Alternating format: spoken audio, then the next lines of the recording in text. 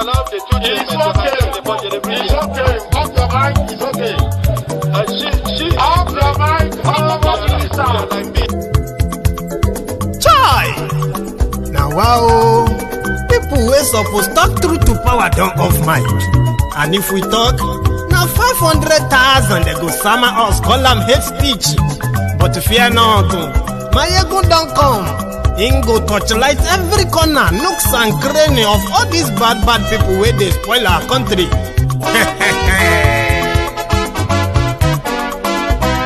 So my people make we laugh, oh, yo, yo.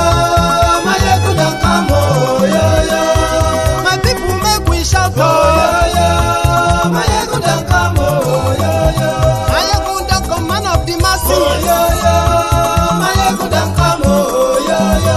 Maiyegun diary politico, oh, yo, yo. Maiyegun don't come, oh, yo, yo. This one not the off in mind, oh, yo, yo. Maiyegun don't come, oh, yo, yo. And in the touchlight every corner, oh, yo, yo. Maiyegun don't come, oh, yo, yo. Okay, some people be they holla say they want the power. Chai, them be promise us say we go get light and power. Nah. Them hustle sote they can't get the power. But now they know they do anything with the power. Every day, dollar just they get the higher power over Naira. Still them talk say make we off mind. But thank God say Maiyegun don't come. So my people make you laugh, oh, yo, yo. Maiyegun don't come, oh, yo, yo. My people make we shout, oh, yo, yo. Maiyegun don't come, oh, yo, yo. Maiyegun don't come, man of the masses, oh, yo, yo. Maiyegun don't come, oh, yo, yo.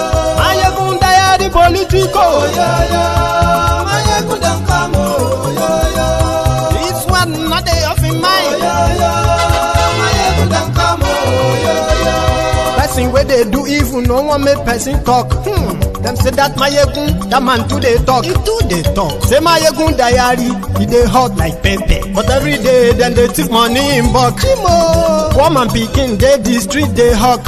Still them talk say make we no talk. But thank God say Maiyegun don't come. So my people make you laugh, oh, yo, yo. Maiyegun don't come, oh, yo, yo. My people make you shout, oh, yo, yo. Maiyegun don't come, oh, yo, yo. Maiyegun don't come.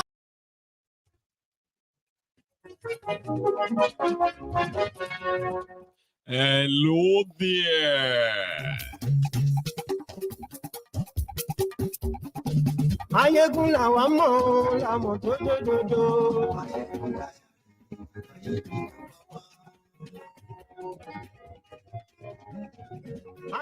Good morning to you. Làmọ̀ tó dòdòdò.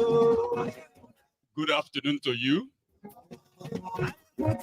And good evening to you from wherever you are joining us this moment. It is Maiyegun Live.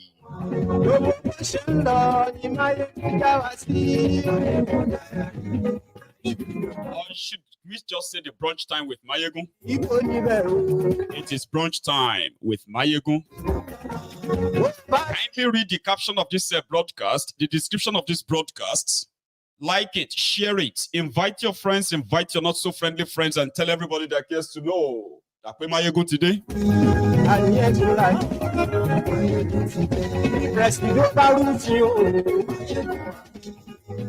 Africa Wahala, you joined us this early. Nice one, Baba.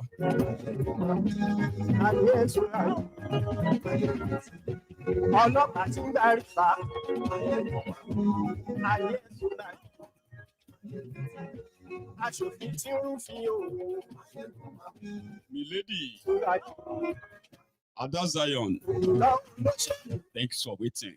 And to everybody that will be tuning in this moment, what you have to do is to make sure that you share this broadcast before you settle down. I know.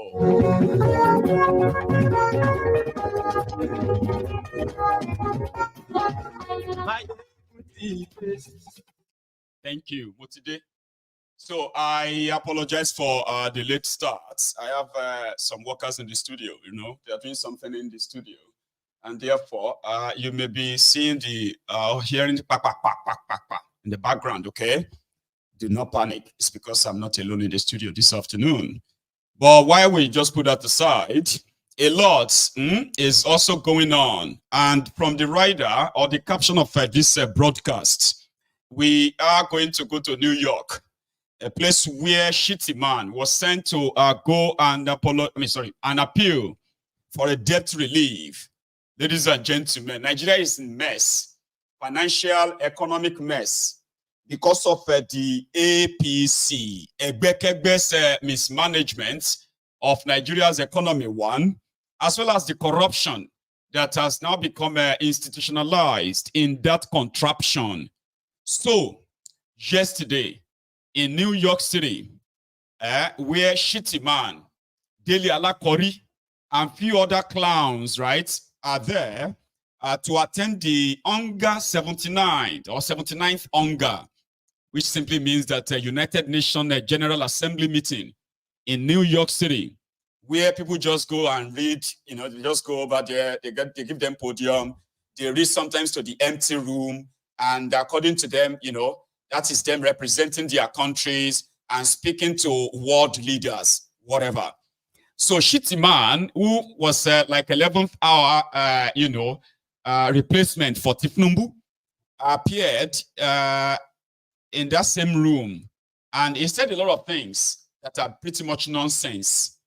But the highlight of what he went to present to them in the United Nations General Assembly empty room was the debt relief for Nigeria. Do you remember when Obasanjo came to power in 1999? He embarked upon this global, this global tour, where he was meeting with different governments all over the world. And apart from asking them to please come and save this contraption, after the military, handed over to him and they left. So it was like a good selling point to go to the rest of the world and say, listen, we have suffered the military program for a while, and now we are a democracy. But this military have destroyed Nigeria, destroyed the economy, so this democracy can survive without your support. They have impoverished Nigeria, and they have dipped Nigeria into indebtedness. At the time, the total debt of Nigeria in 1999 was put at somewhere around the $46 or $47 billion. That was massive then, though, right? So Obasanjo finally got a reprieve or a relief from the debtors, IMF, World Bank, okay, where they wrote off at least over 60% of Nigeria's debt. And they told Nigeria to pay about 30% of the debt. And finally, they made the deal, Nigeria's debt was reduced to zero.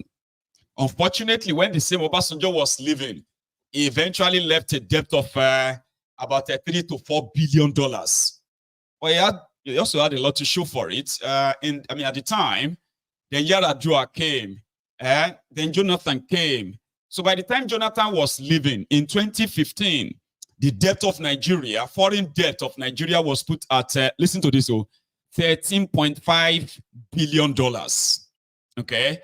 And Nigeria could service our debts conveniently at the time. Nigeria was making enough money from the crude oil, even though they told us that most of that was also stolen. But no, Nigeria was paying back our debts. There was no crude oil, stealing of crude oil so much at the time.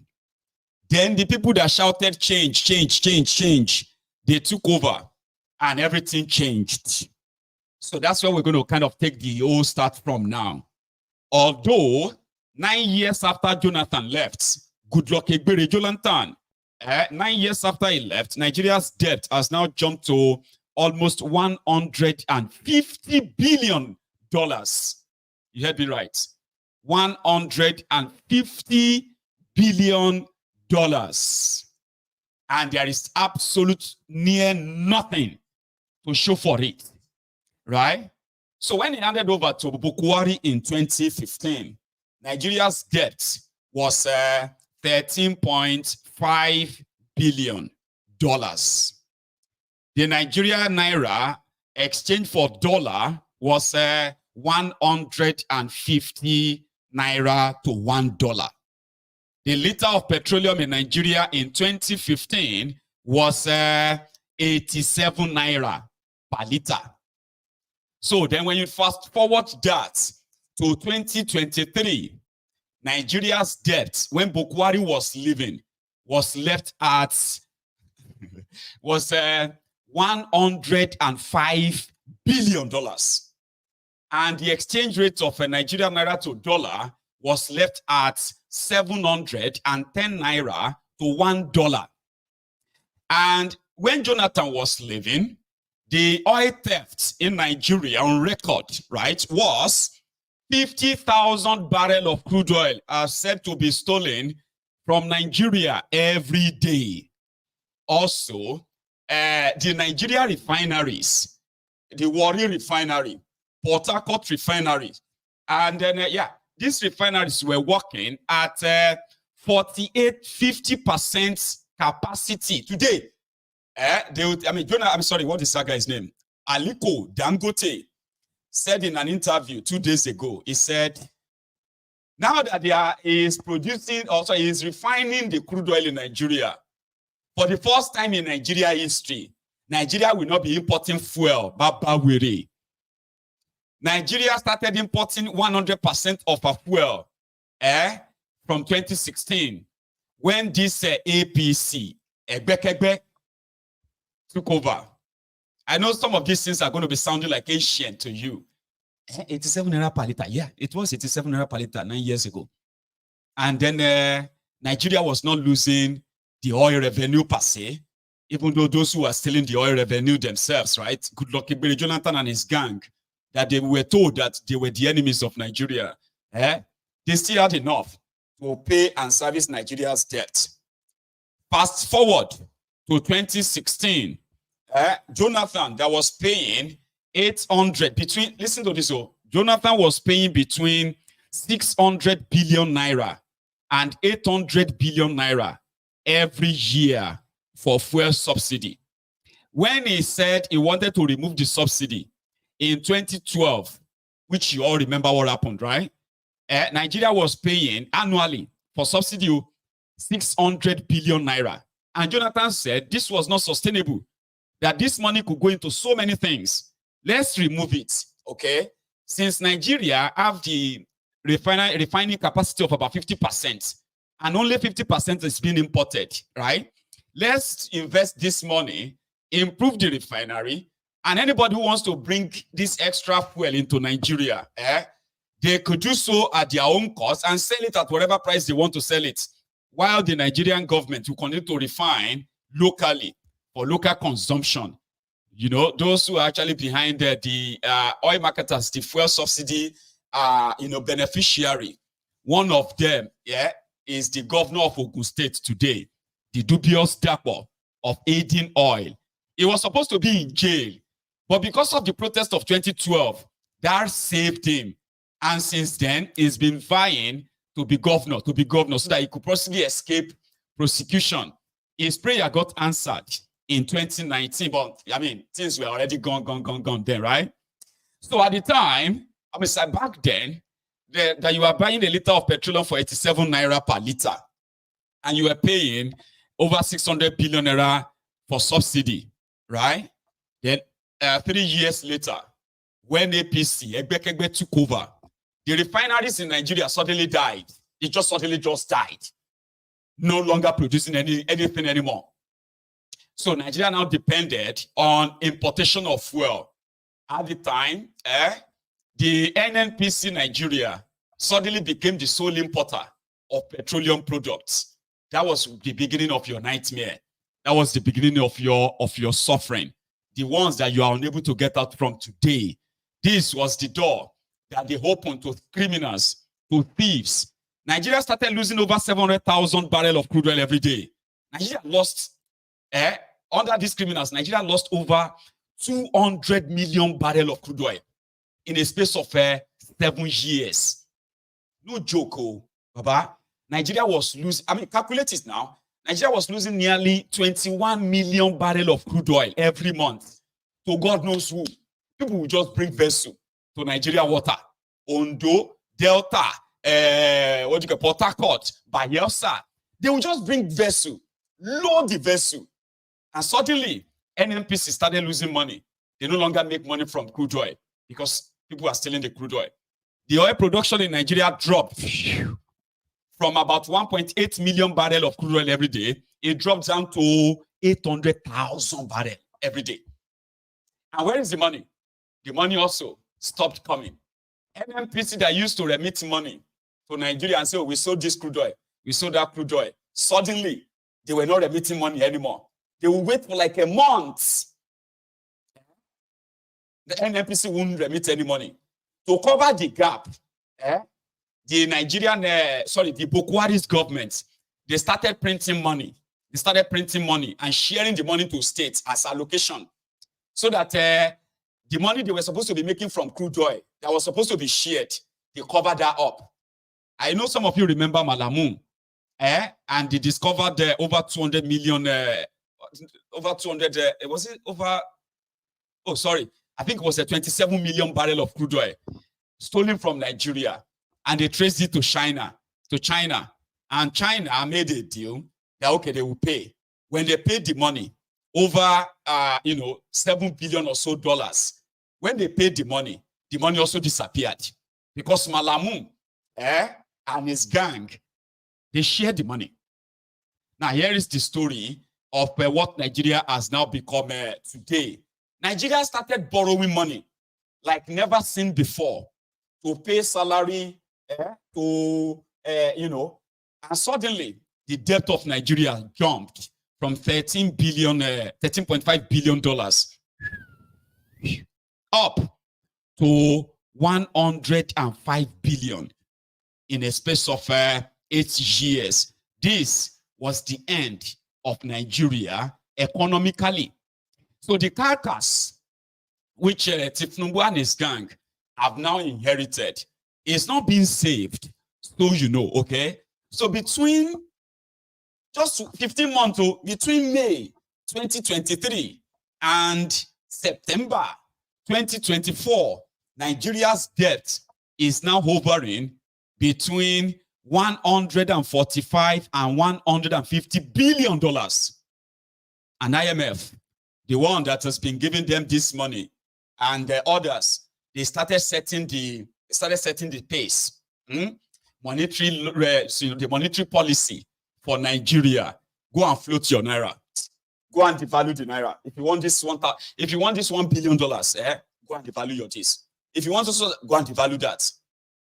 Until Nigeria Naira became trash. There is nobody to blame now.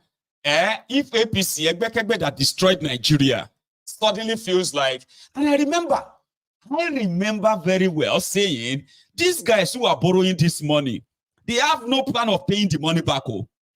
They have no plan of paying the money back. To them, if you want to take crude oil, come and take crude oil. We know they pay any money back.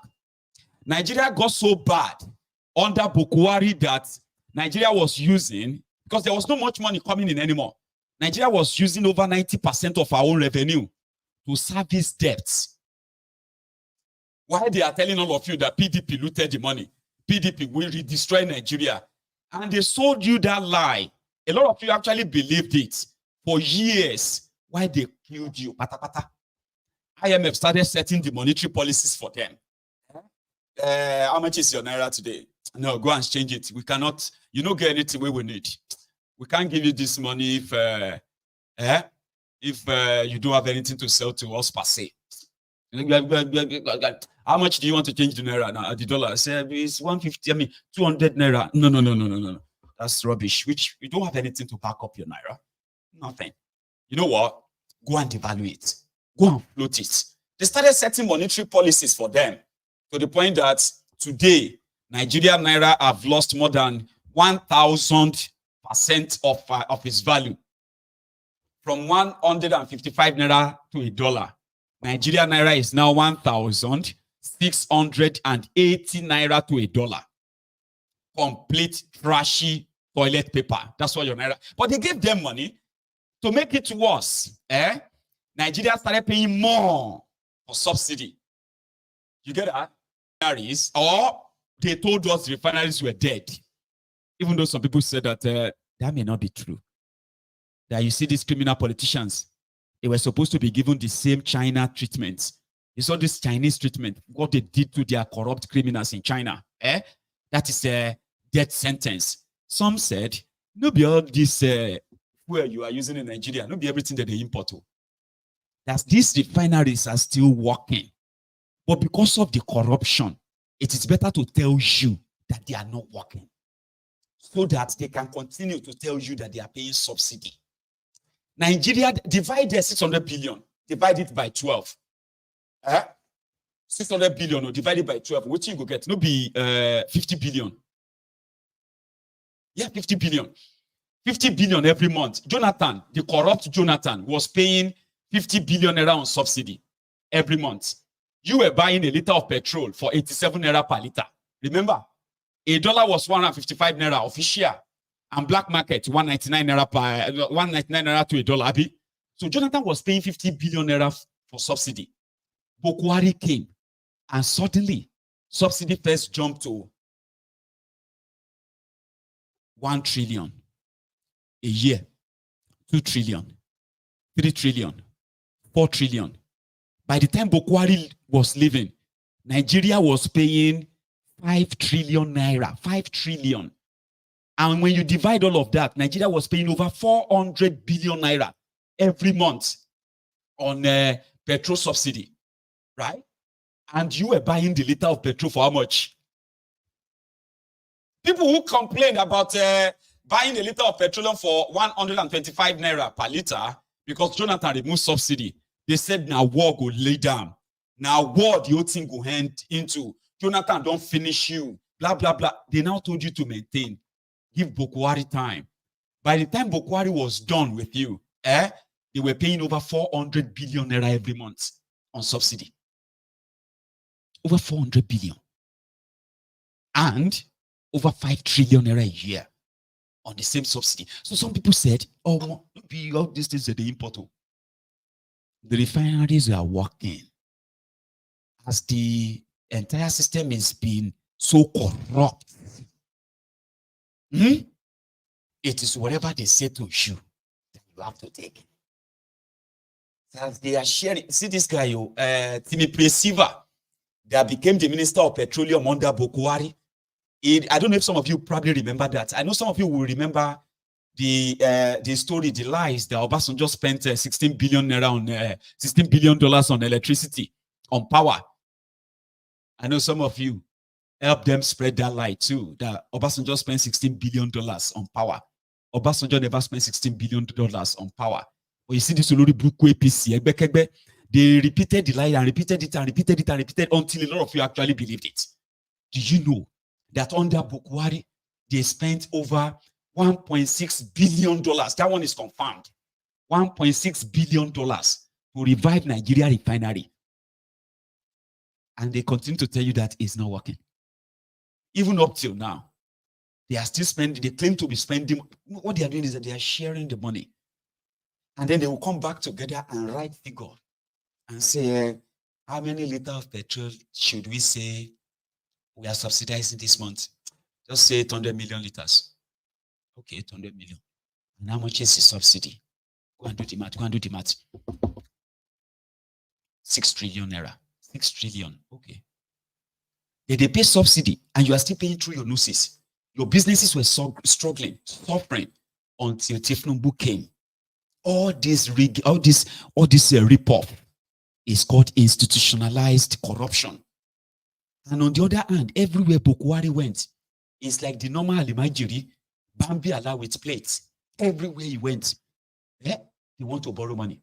Everywhere. There's nowhere Bokwari went that he didn't ask for money to borrow. By the time it was done, Nigeria was deep and deep in debt. When he printed 27.5 trillion naira in 8 years, when they converted that to dollar, that is over $50 billion. Over $50 billion. And there's nothing anybody can show you they use the money for. Nothing.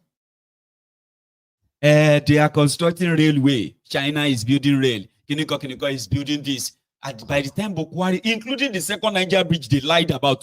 By the time Bokwari was leaving, none of them is up to 60% completion. They shall ruined Nigeria, destroyed everything enough. Is that you? One sec. So enough that when these criminals came, they make it worse. Here is Shittyman, begging the world, United Nations to forgive Nigeria debts. What is the correlation? What is the relationship between APC that actually dipped Nigeria into indebtedness and the military that dipped, Mo, listen to that. I'm coming back. Shittyman. We are aware of the debilitating impacts of corruption on global prosperity and national progress. Process of corruption and illicit financial flows constitute a huge chunk of resources needed for sustainable development. The recovery and return of such funds to states of origin is a fundamental principle of the United Nations Convention Against Corruption. Therefore, the international community must promote practical measures to strengthen international cooperation to recover and return stolen assets and to eradicate safe havens that facilitate illicit flows of funds from developing countries to the developed economies. There is also the urgent need to promote fair and inclusive tax regimes in the world. Nigeria helped introduce the resolution on promotion of inclusive and effective international tax cooperation at the UN. We acknowledge the progress made in the adoption of the terms of reference of the UN Framework Convention on Tax Cooperation. We should deepen this initiative and work towards a UN Framework Convention on Tax Cooperation. Similarly, we must ensure that any reform of the international financial system includes comprehensive debt relief measures to enable sustainable financing for development. Countries of the Global South cannot make meaningful economic progress without special concessions and a review of their current debt burden. The present administration pays due regard to the imperatives of creating a conducive national environment for investment and the ease of doing business. Last year, President Bola Ahmed Tinubu signed 4 executive orders to curb double taxation. The government also established the Presidential Task Force on review of fiscal policy and tax reform. These measures are geared towards not only boosting investor confidence in Nigeria, but also to ensure investors make reasonable profit from their investments. Mr. President, Your Excellencies, distinguished ladies and gentlemen, while the world is transitioning into the 4th industrial revolution, Africa remains energy deficient. The push for the accelerated implementation of SDG 7, affordable and clean energy, therefore, must take into account Africa's precarious situation. Nigeria believes that natural gas remains central to the search for solutions to the energy challenges that Africa and the international community face. Access to affordable, reliable, cleaner sources of energy is more than an environmental or developmental issue. It is a key factor in social peace and international security. Mr. President, Nigeria remains unwavering in its commitment to SDG 13, climate action, including the net zero ambition and transition from fossil fuel energy to clean energy. As a demonstration of this commitment, the government established the Presidential Committee on Climate Action and Green Economy Solutions and appointed a special presidential envoy on climate action. We will redouble our efforts to address the challenges posed by climate change, including the urgent need to transition from fossil fuel energy. Yet, such commitments must be juxtaposed with the principle of common but differentiated responsibilities and the relevant provisions of the Paris Climate Agreement back in 2015. The Paris Agreement provided for developed countries to take the lead in the quest to achieve net zero and to offer support, including finance, to developing countries for the actualization of the climate change goal. Worthy of note is the loss and damage funding for vulnerable countries secured at COP27 in Egypt and expanded in COP28 in the United Arab Emirates. It is our expectation It is our expectation that this year's 79th session of the UN General Assembly and the upcoming COP29 in Azerbaijan this November will go a step further by providing developing countries, especially African countries, with access to the loss and damage funds, including the $100 billion pledged by developed countries to mitigate the negative impacts of climate change. Mr. President, in this age of digital innovation, we must address the emerging divide between the global South and the global North, which, with the evolution of artificial intelligence, risks becoming wider still. The UN should work towards eliminating barriers to digital economy in Africa, such as high cost of internet services and intellectual property rights.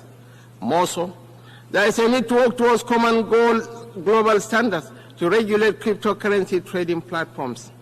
This is the most effective way to provide confidence in these markets and limit the potential for instability. Our own experience in Nigeria, as in other countries, shows that new technologies, when not properly regulated, can facilitate organized crime, violent extremism, and human trafficking. In our own case, the trading of cryptocurrency helped fuel speculation and undermine macroeconomic reforms. Separately, we have also witnessed in rich and poor countries alike the corrosive impact of unfiltered hate speech and fake news across social media. There is much more that we could and should do together to strengthen those guardrails that will help release the most progressive elements of the new technologies shaping our world and curb those more destructive tendencies. Mr. President, we are particularly mindful of the imperatives of achieving the advancement of youth and women as a factor in national development, peace, and security. Nigeria has developed its own national action plan on women and security, as well as a national action plan on youth, peace, and security to ensure the participation of both women and youth in the peace and security sector. The summit of the future cannot be deemed successful without setting clear, ambitious, and achievable developmental goals to address the various challenges facing our youth. We are aware. Maiduguri, Karl Marx in here. Somebody said Maiduguri, Elon Musk. The way he's talking about cryptocurrency, and then the debt burden on this African country, especially Nigeria and all that. About it, now United Nations borrow their money. It is all just for cosmetic, so to say. He also added, asking for independence for Palestine and Gaza too. Today, we are all witnesses to the heart-wrenching situation in Gaza and other Palestinian territories. We cannot discuss war and peace, conflicts and resolution, or humanitarian imperatives today without reflecting on the Israeli-Palestinian conflict that has been raging since 7th August last year. Of course, the conflict predates this period and has been simmering for a better part of half a century. What it tells us is that the international community has failed to live up to the spirit and aspirations of the United Nations to rid the world of inequality, violence, and domination of one people by another. Justice is antithetical to revenge. Freedom is an inalienable right and a natural entitlement that cannot be denied to any people. The Palestinian people deserve their independence. They deserve to have a home of their own in territories already recognized by this very assembly and by international law, which is being routinely ignored. Nigeria continues to urge efforts to bring back on track the two-state solution that offers the prospect for a new beginning for the region. Nigeria reaffirms to supporting United Nations peacekeeping operations. We recognize the need for Africa to build strong and professional armies to meet the multiple challenges we face. Consequently, we reiterate the call for international support to operationalize the African standby force, in addition to the provision of requisite support and resources to ensure the upgrade, take-up. More live like that. So that was a Shittyman. trying to sound like, you know, I don't want to mock his, you know, his accent, okay? Because even me, that I'm actually like, you know, talking here, some people will find my accent a little bit, you know, like, oh, what is he talking about? I have seen it, okay? I've had people who are like, sorry, I said, I'm sorry. So what do you mean? What did you say? I said that. I'm so sorry. I don't understand what you're saying. So, oh God. So that's why I'm not going to like, I don't want us to laugh at his accent. We just have to, I mean, pick on what he said, which are pretty much like absolute jargons, nonsense, so to say. So these guys destroyed Nigeria and they are still busy doing it. In the last 15 months, they have taken IMF loans, World Bank loans that have further destroyed Nigeria economy, that have further destroyed businesses, and going out there to say that you have made Nigeria business friendly, when businesses are actually folding up and leaving Nigeria, where more and more people are becoming like unemployed, jobless, and businesses are dying.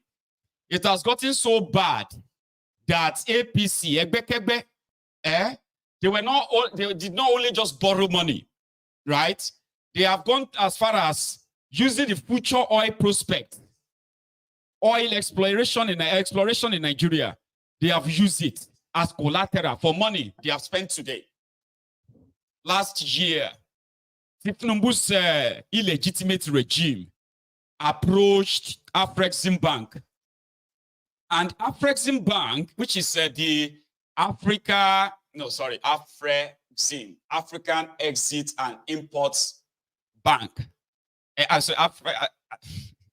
Afrexim. So XIM, Export and Import. That's the joint. So you say African Export and Import Bank. You do not really know their investors. Okay? They are just there providing, facilities to countries, businesses that are ready to take their deal. Nigeria took $3.3 billion from them. Not because they took the money to invest it in power, so that Nigeria can have electricity, 24 hours electricity. Oh, no. They took the money. They said they used the money to fund supplementary budgets of 2023. Now, the rest of the money is being paid to them this year. And they said they are using that too to fund 2024 budgets. Inside the budgets, they are there buying themselves private jets, 2 private jets or presidential jets. Building 21 billion Naira mansion for Shittyman, giving over 200 billion Naira to National Assembly members, 58 billion Naira to National Assembly members, and on like that. They were borrowing money to take care of themselves, and they are using the future of Nigeria as collateral. How do you then go about and say, we need you to give us a debt relief?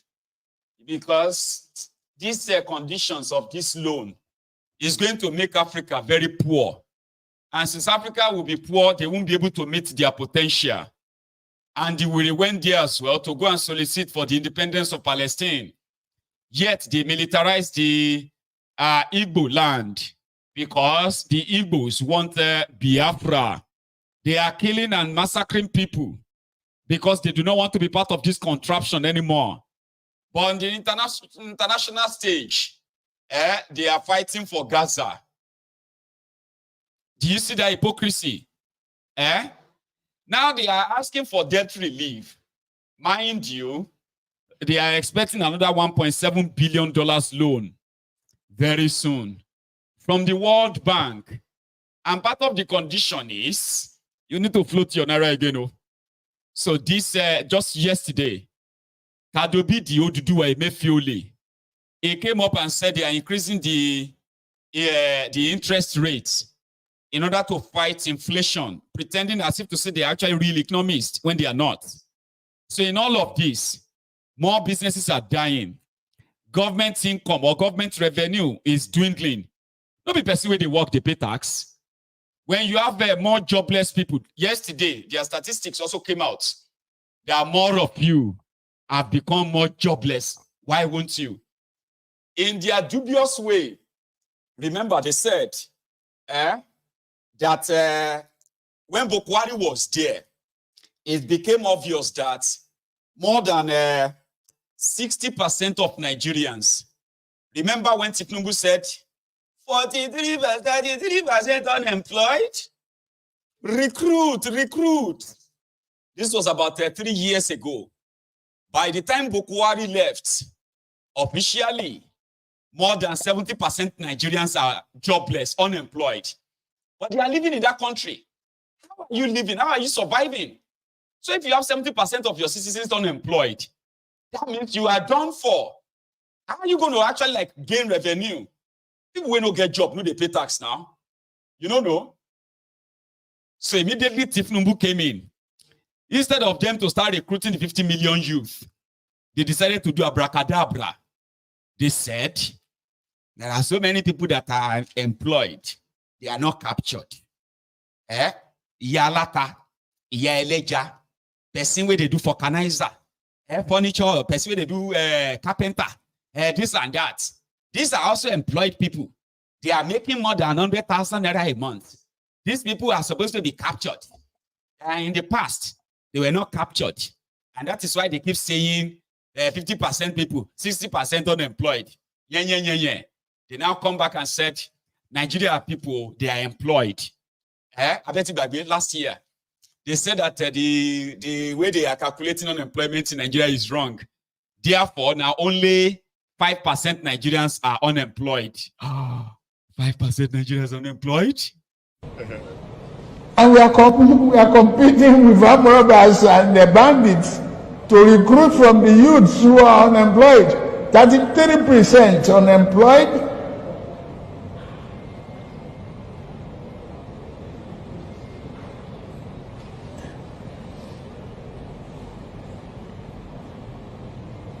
Recruit 50 million youths into the army and the other thing.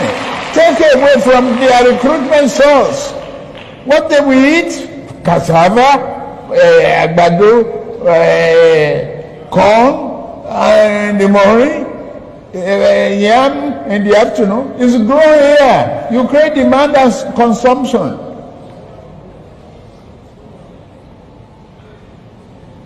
For over 5 million army of boot camps. We create our food. That's money for the farmers. That's consumption for the soldiers and skill development. Don't call them illiterate. Don't talk about illiteracy. Anybody who can own gun, who can handle gun, who can cock gun and clean the chamber and cock and shoot is technically competent to repair a tractor in the farm. If we reduce the purchasing power of the people, we can further slow down the economy. Let's widen the tax net. Those who are not paying now, if it is inclusive of Bola Tinubu, let the nets get bigger and we take in more taxes, and that is what we must do in the That transmission line is a super highway.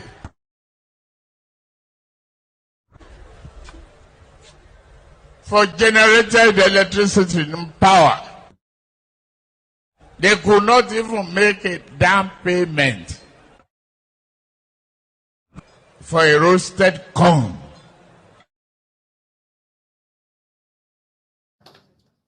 I don't want to sit here and reveal all my strategy. I am the first speaker among the three of us running. So they will spy on me. So you will have a limited answer here today. Another day you can bring me back. But that's part of nuisance, Lele.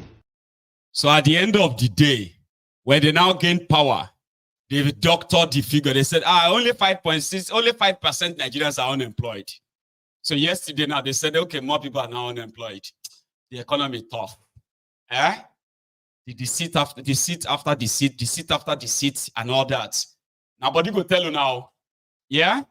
So instead of going to the World Bank, instead of going to United Nations, to be talking about climate change and debt forgiveness, I beg you, go to the World Bank and tell them that you do not need their money anymore and all the conditions they are giving you. Maybe by so doing, they will stop setting the monetary policies for you. Abikilero, what do you think? Go, Lower Tifnumbu, and the gang. By the time they are done, even when the Nigeria will implode on them, they will still be telling themselves that they are doing well. And as for me and mine, in this temple of truth, on Maiyegun's diary political, we shall continue to keep the record. Brother, you know that, That's what this guy meant. Said, Many people are in the bank because many people are dying. Everything are doing. Pressure to what? Mazo Yoruba. Gbogbo nǹkan ṣẹlẹ̀ ń lu yìí. Pressure ti wà. Èyí gbogbo ṣe sọ. Ṣé ìlú lé fún wa lówó wa ànówó wá sọ wá di lazy youth. Náà ẹ sọ wá di lazy youth. Òun ni mo wà ní táìmù yìí tí mi ò lè lọ bí iṣẹ́. Fellow Nigerians, this is just the beginning. Yesterday, there was this bombshell that got a lot of people talking. And it's because of Bobrisky, our own Shimo brother, who was sentenced to 6 months in prison for facing the Naira. That she was spending and spraying Naira at a party, and they convicted her on him. Anyway, I'm going to, Idris, okay, I don't want to offend people now because this is complicated, okay? I'm just going to say shame. So they convicted him, right? And some of us kind of felt like that was extreme. Like the judge could just find shame instead of jailing. Oh God, this is going to be difficult. Killing him, okay? But a very dark man came out yesterday. In fact, it was a day before that, well, there is this revelation, though. Something that a lot of you that felt like, hey, person will go jail. They look like this. Hello, guys. It's your mommy of Lagos. What's up, guys? How are you? So, they say convoy, so they need to slow down so that the convoy can. Guys, I've missed you guys so much. I can't wait to have you guys. I can't wait to have you guys, like, give you guys what I've missed, what you guys have missed. I'm here. We love you. Okay, guys, please. Hello, guys. Finally got this out to the glory of God. Thank God. Thank God for everything. Thank you. Hello, guys. It's your mommy of Lagos. What's up, guys? How are you? Jay, help us, oh. Help us. There is God, oh. There is God, oh, God, oh, God, oh, God, oh, God, oh. And that got a lot of people.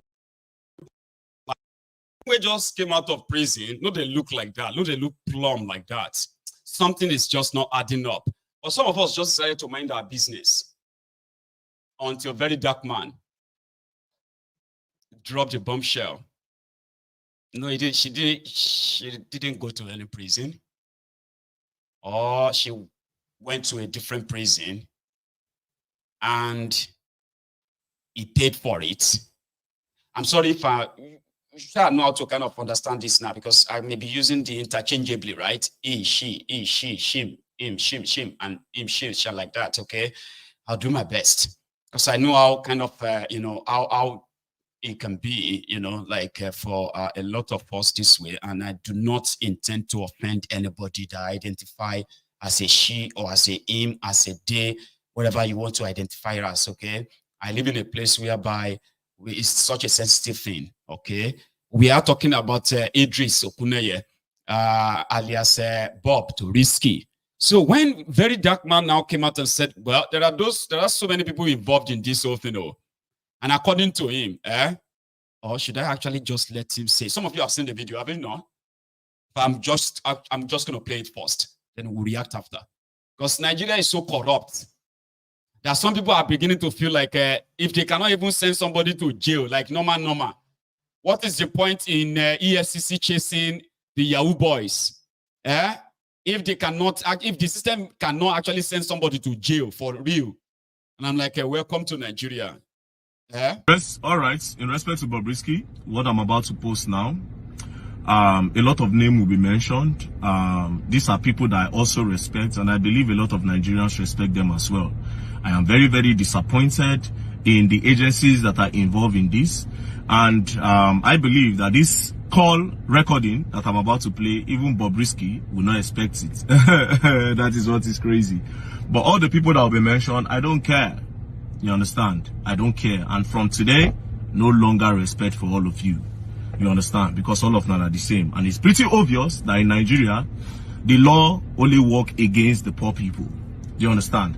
Now, after this video, I would expect that the EFCC will do a deep investigation on everybody that is involved in this case. And also, they will bring the whole officers that participated in this and collected and spent this money that is involved. Thank you very much. So I will start by playing the call. As you can see, it is a call. Listen. You know, I'm a very big influencer. I have over 5 million followers on my Instagram.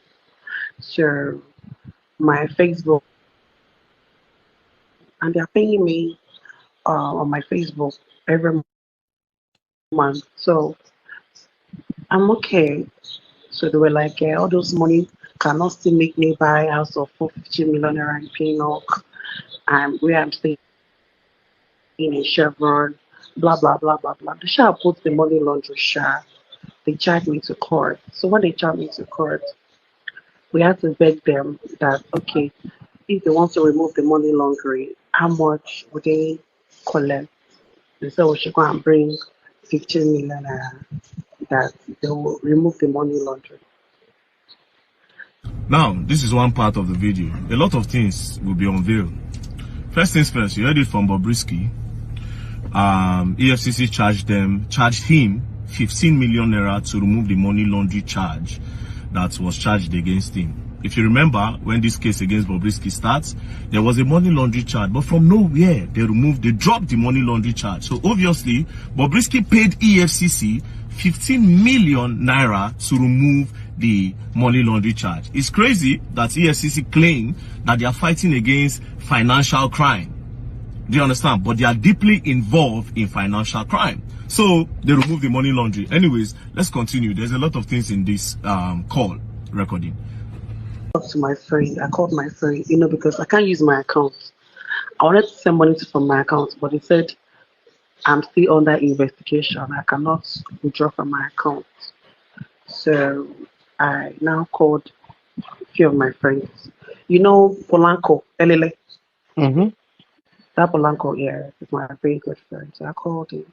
I told him. I was like, no, I can't want to send the OC. I can't want to send the OC. He now I gave him my brother's account. He now sent 8 million naira. He can't only send the same year. Yeah. I was even shocked that he can send that kind of amount of money. He said, a very nice person. So I called Demola in New York. He is my friend too. Demola sent 1 million naira. because I had to call the people I'm close to, people I trust. I feel Demola sent me 1 million. Yeah, Demola sent me 1 million immediately. Transferred 1 million to my account. Then I called other few people because I can't start making call because I don't know who set me up. So let me not start calling the wrong people. Do you understand? Sure. So I called the people I trust. So the money share complete 15 million I paid. They now remove money laundering. They now took me to court for spraying of money. Okay. And I know that. So you heard him. After I paid the money to EFCC removed money laundry, and they now removed that charge and took him for spraying money. Do you understand? So EFCC, you people collect money to drop charges. This is crazy. And these are the people that want to fight for financial crime. Tomorrow night, you're going to tell us you want to arrest Yaya Bello. Are we sure that if you arrest him, you will not collect money for dropping charges? Wow, EFCC, this is crazy. But anyways, it doesn't end here. Let's continue. The old things started from when they gave me best female dress. You saw that video, Abby?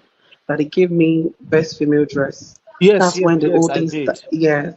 Yeah, that's when the old things started from. Jealousy, everything. Envy. So we shall have got to court. I shall have told them that I'm guilty. That maybe court will even pity me or say, oh yeah, pay fine. I know.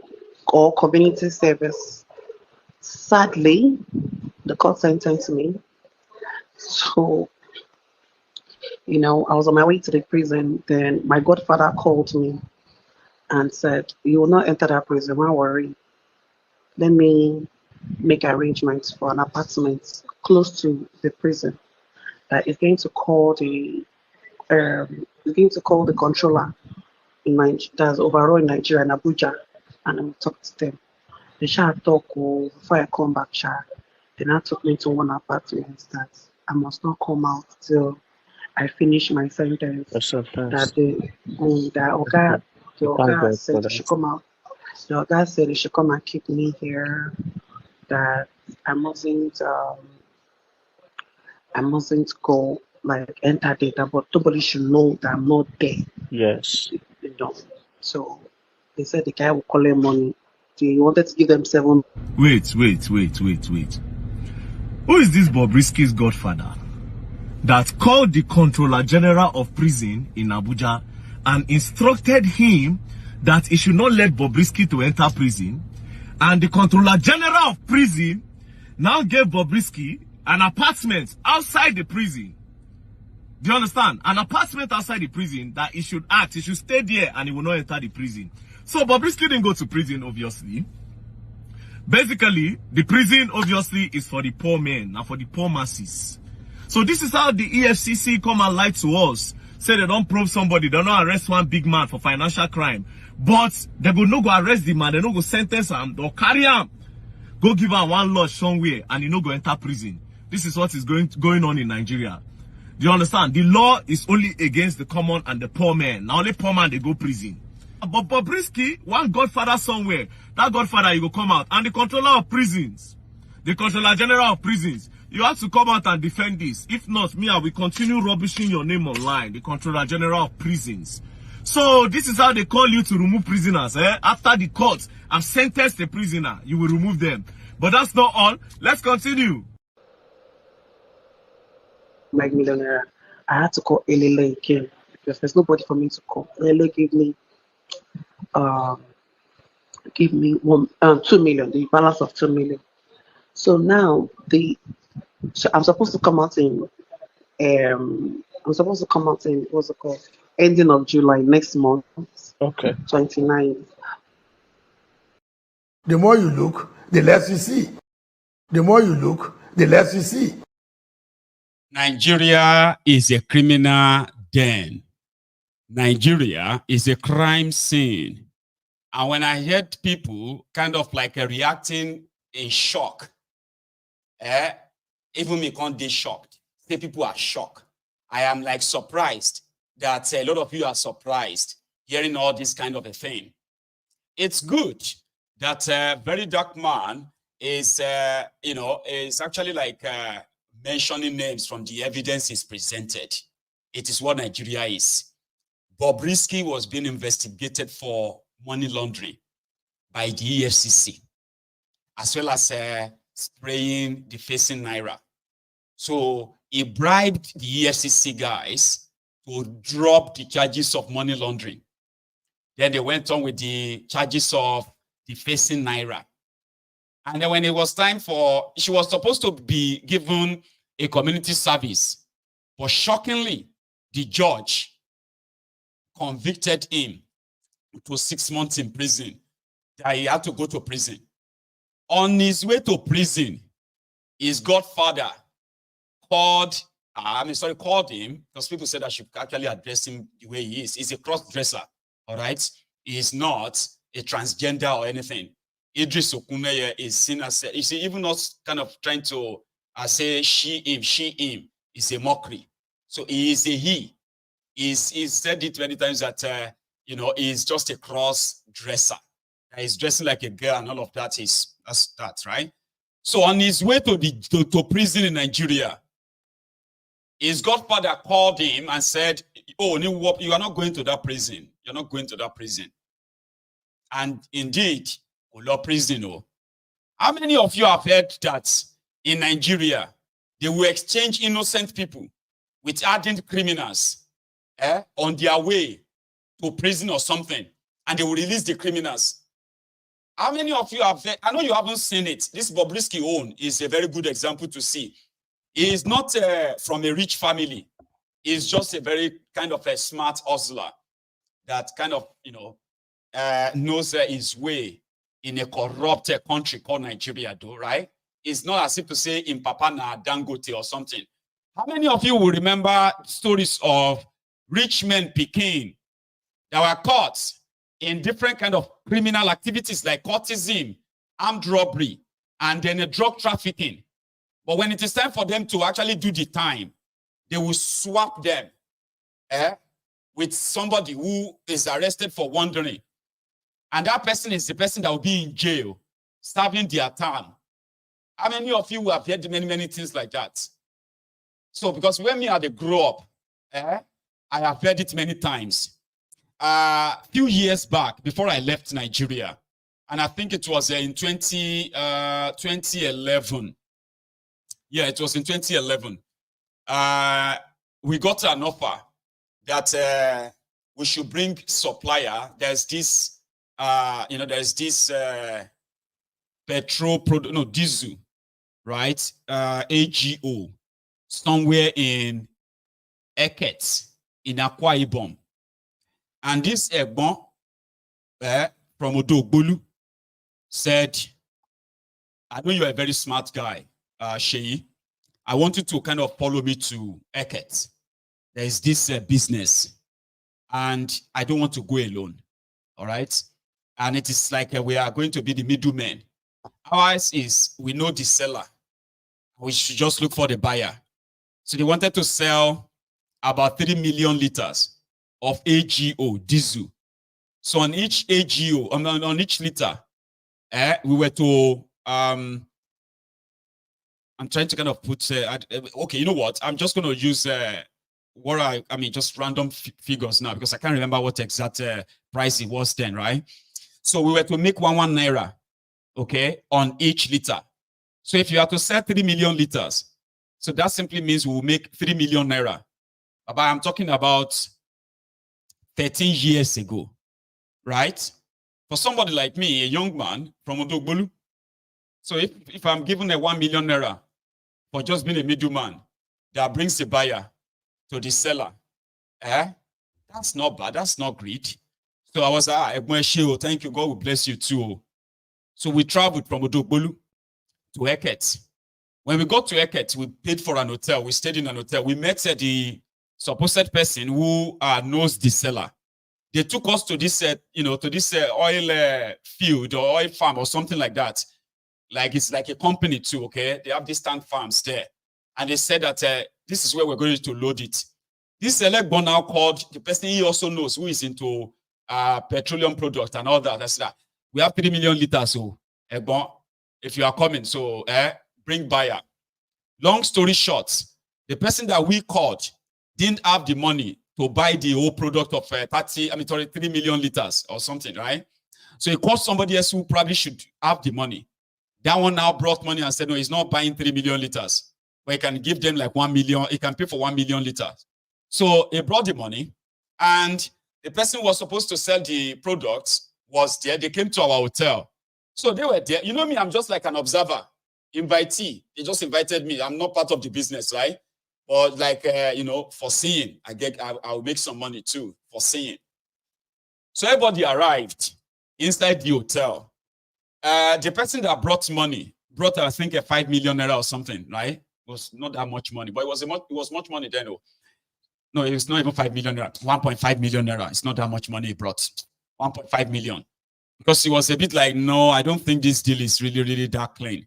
Because where they deal in oil product of petroleum and diesel, right? They always have their customers. So for somebody like us to be invited to it looks a little bit shady anyway. But so when everybody came into the room and they were talking, me, Maiyegun, I wasn't Maiyegun then. I was just this Ijebu boy. And I was like, this doesn't even look real. And I said, Egbon, why don't you just say, before you pay them, everybody should go and see the products.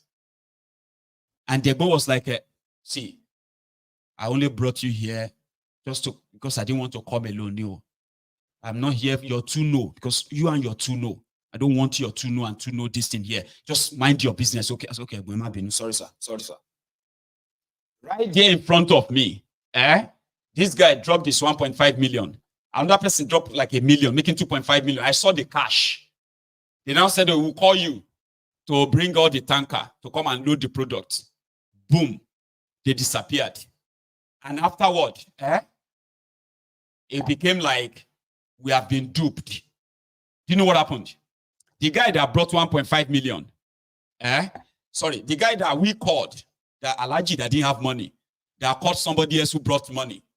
Alaji started kind of pointing fingers at me and this Elegbon, that we were the one who set him up. How? The guy who brought money said, me, I don't get business with these guys. Alaji, now you I give the money to. Now you try to set me up to dupe me. The whole thing shall change there. Then carry me, carry Egbon, carry Alaji, a big Alaji. They go say, okay, they will go torture us. We go produce the 419 that just dupe people. I mean, right there, I was like, hey, I was talking, you said that me and my two no. Now, they took us to from Eket. From Eket to Oron or something, right? I can't remember all these names anymore, but I remember Eket. So then I said from there, they took us to this police station. When we got to the police station, they said all of us should take off our clothes. I was like, why? Like, I'm from Yoruba land. We know they take off clothes, even if you go police station, even if you want to enter cell or more. They say, take off your clothes. You need to buy checking washing me one long. What's not going to do? You know? We can't take off our clothes, remaining boxers, right? Including Alaji, big man. Alaji was even saying, I will pay your money back. I will pay. See, we don't need to do all this. I will pay your money back. I say, no, Alaji, you dupe me. Alaji don't know anything. Me don't know anything. Egbon don't know anything. Now Ozu push us, go there. Say we won't go Ozu. Quick money. Legit. They can't dupe all of us that way. Now, when we were at the police station, the police were already, they said, okay, we need to write this, we need to write that. Then at the point, this guy was like, the guy who actually brought the money was like, I don't want to do this. They said no, because what happened is that they are from Ogun State and Lagos State. So we have to transfer them to Ogun and Lagos for the case there, because that's where we came from. Okay. And the guy was like, no, I just want them to write a statement that they will pay me my money, because I know that, you see, in the course of transferring them, they may exchange these guys for criminals. Like they will release some criminals. They will replace us. They will replace them with us. So me, Maiyegun, you for no know me. All of them for no know me. You for no. I possibly would never have been this a blessing to my generation, to all of you, the Templars today, in a corrupt Nigeria. The guy said, in that part of Nigeria, that they swap innocent people with criminals by police. And he felt somehow like, no, he didn't want to do that. That we should just write a statement that will pay him the money back. I was like, I don't go pay any money. I don't get money. I am from Koolu. I don't get 1 million. I don't get 500,000. I don't get anything.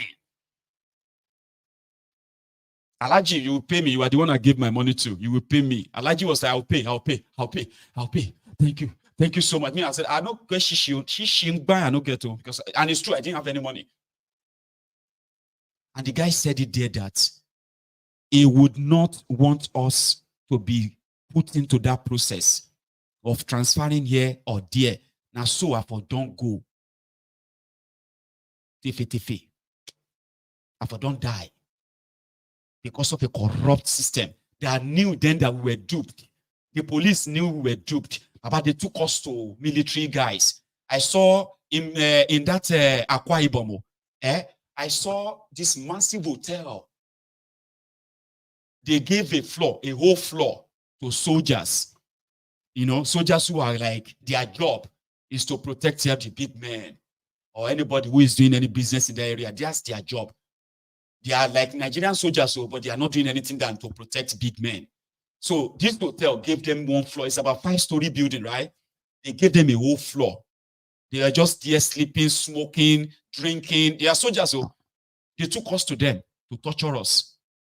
They not torture me, they just see me as, you know, the one that you have to put your leg up and your head down like that. You put your head down, you put your leg up, and then they will begin to beat you and beat you and beat you. But they didn't touch me. They knew that we were so novice. We were JJC. They only used us to bait people with money. We were not the target. And once the whole thing goes down, now we then go hold. The police knew. The soldier, in fact, the soldiers were like, we cannot keep torturing them or take them to a police station. The soldiers were the ones who said, take them to the police station. We can't hold them. Because what we are doing here is even illegal. That's when they took us to station. Police, they arrange how to transfer us. And that guy was like, no, I don't want to do that. Because they may just exchange these guys for criminals. Police didn't do any investigation. They automatically just say, now we dupe them. When everything happened, you know what I mean? That's how corrupt that place is. So if you are this Gen Z, and you are hearing that somebody was sent to prison, on the way to prison, they'll go put them for one nice house. And you're acting surprised. Me, I'm not surprised. That the only surprise I get, we say, I am surprised that you are surprised that contraption is that corrupt, where they will exchange innocent people with proper hardened criminal. And there are people in Nigeria prison today that they were only arrested for wandering. And guess what? They are serving jail time for armed robbery. They are serving jail time for murder. Because the person who committed the crime is back in the society, probably back in the National Assembly, making laws for you. In that contraption. Finish it. Very dark man. There is a son. Okay. A year after that, I left Nigeria. That's why I'm like, sometimes I would say that I am one of the luckiest human alive. Because what happened? That was the moment I said, I have to leave this country. I have to. I cannot survive in this country. I can't stay in this country. Where do you want to go to? Anywhere but this country. And my first attempt of trying to apply for any visa was granted. And I don't look back since then. To God be the glory. Finish him. Very dark man. There is a son. So first reached out to me. His father spoke to me. His father said, we can apply for pardon. Okay. That pardon, the president, because you know it's... Wait, Faust the bad guy. I can't even believe this. Faust the bad guy contacted Bobrisky. And Femi Falana contacted his father, and his father, Femi Falana, spoke to Bobrisky in order to divert justice. And this same Faust, if this story is true, this same Faust, we have the audacity to come out and say he's fighting against the government for oppression. That he wants justice, he wants Nigeria to be better. So that like this, you did carry yourself. I don't want to believe that Femi Falana will bring himself down to this level A whole Femi Falana, where be Fela lawyer, where we respect. Femi Falana will engage himself in something like this? Wait, what is the relationship between Falz and Bobrisky? Abi Falz self they do? Oh, okay. Who are we to crucify the homosexual? Most of them don't they evolve from time. Everybody is a motherfucking hypocrite, though. No, oh, now that song, they make sense to me. Wait, Abi Falz self they do? This is crazy. Well, anyways, let's continue. Hey, now wow. Nigeria. It's federal that my case is federal. That's so that the federal can actually pardon me. That's the president that he can do it. That if they pardon me, I can even leave here by next week. Do you understand? I don't have to wait till like ending of next month. Okay, so the man started the pardon. He said he wants to send it to the Minister of Justice in Abuja. So Minister of Justice will now send it to President to approve it. But you know Nigeria now, Nigeria with the corruption and everything, they take it fast to him. That the man, the lawyer said they will collect 10 million naira for him to, yes, that pardon will clear my name off the record. Of the record, which is not Yes, bad. that which exactly. So, you know, there's nobody to call because, like, I have friends, so, but, you know, you don't know who set you up, you know, and they've not opened my. All right, so based on this first voice notes, based on Bobrisky's narration in this phone call, Bobrisky is saying that Femi Falana collected 10 million naira in order to wipe his name off the record. Wow. These are people I respected. These are people I look up to. Falz the bad guy, always talking about, yeah, I'm speaking up for the people. So you are also involved in things like this. It's really, really disappointing. It's obvious that Nigeria might not go anywhere anytime soon.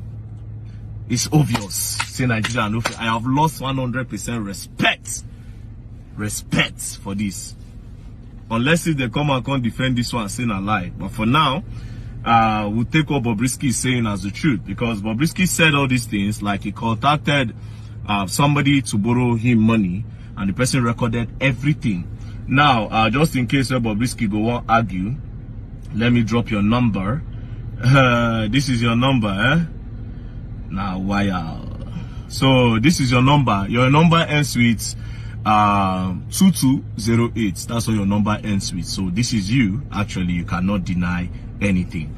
So EFCC, I will expect you people to do a deep investigation and bring all the people involved to the doormat of justice if you know you truly fight against financial crime. And this particular crime went deep down inside your own custody, and it's really crazy. And the Controller General of Prison, I don't know what did happen, but it's almost as if, yes, I want to know the Godfather and why the Controller of Prison allowed them, instead of putting Bobrisky in a correctional facility, they took him and gave him a lodge outside the prison. I don't know that is allowed. I didn't know that was allowed. But anyways, there are more videos to come. Do you understand? This is just part one. First. You do well. But for clarity, Femi Falana is a lawyer. Falz, the bad guy, you know Falz, right? He's also a lawyer. And what the lawyers, what they do is to defend criminals. They will defend murderers. They will defend their drug peddlers. It is their job. And if they said they could help clear his name, if he pays some certain amount of money, it is also the job of a lawyer. They have not done anything wrong in that aspect. But you see those who collected money from the EFCC to bury the investigation of money laundering, which means some people using Bobrisky to launder money. These people are possibly some powerful people, yeah, that Bobrisky called his godfather. That if Bobrisky is to be tried for money laundering, they too, they will be arrested, possibly, and be tried. And to bury all of that, they paid EFCC to remove money laundering charges. Then, these same godfathers believes that Bobrisky was set up to get to them. And therefore, he must be protected. He must not go to prison. The comptroller of prison, if he's involved, that is also called institutional corruption. Yes, head should roll. So when I come to say yes, they investigate EFCC. Now from there, I know say Nigeria is a joke though, right? So right now, the EFCC says they are investigating itself. And as very dark about put it, right? This is the first step. So, and we shall follow that up as they unfold. Well, you see, my own is just to keep reminding you. The contraption is so rotten. It is so corruptly rotten that if you decide that you want to fix it, you probably should be asking yourself, where go would you start from? Where? Yesterday, I shared with you. I shared with you the video of that guy that tied the hands and the legs of a lady in an hotel room, which everybody believed was probably to use her for ritual. Now, I have a clip where the two of them actually shared their full story. I don't know who is lying, who is telling the truth, but you will be the judge. The girl that escaped the killing, the guy that tied her hand, her legs, and gagged her mouth, said he is not a ritualist, that he is somebody who obtained girls. He will put fear into them. Then he will obtain them and rob them, that it doesn't kill them. So I bring to you the full story as shared by both. Please. I embedded her, yes. So come so we had fun and then she gets paid and she goes. So I could take her phones on so she wouldn't follow me when I'm leaving. So she wouldn't follow me when I'm leaving. Yes, ask her to take off her clothes.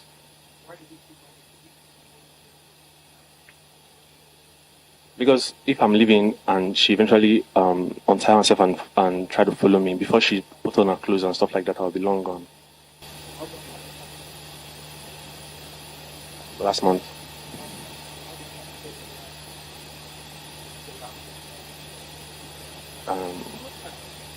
I can't really. Approximately, I can't really say, like maybe 500 or.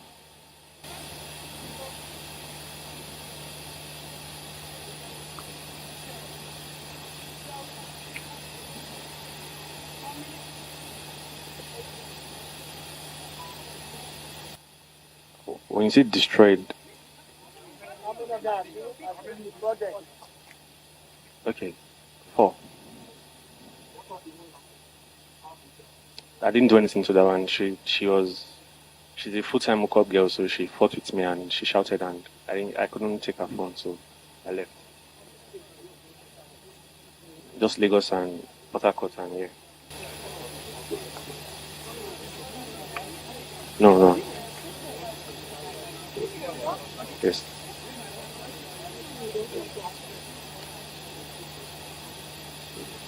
Okay. To be honest, because I was trying to raise money for my younger sister, who is a sickle cell.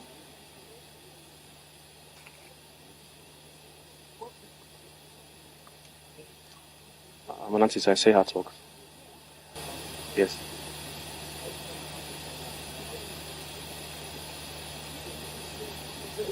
What do you feel into or somebody got into it? Nobody.